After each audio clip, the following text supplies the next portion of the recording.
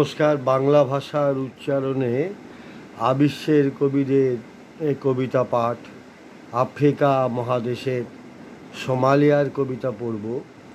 কবি ওয়ারসান সাঈদ, বাংলায়ন করেছেন সাইফ ফাতেহুর রহমান। পড়ছি তার একটি অসাধারণ কবিতা, সুভেনির। আমার মনে হয় আমি যুদ্ধটা সাথে করে নিয়ে এসেছি।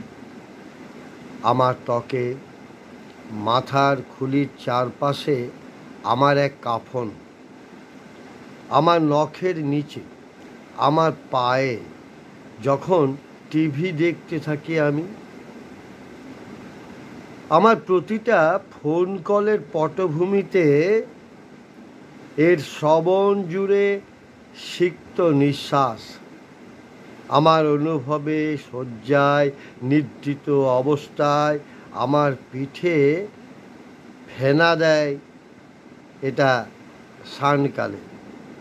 আমার ওপর চাপ সৃষ্টি করে বাথরুমের এরিয়ায়, আমাকে নাড়া দেয় এটা রাত্রিকালে।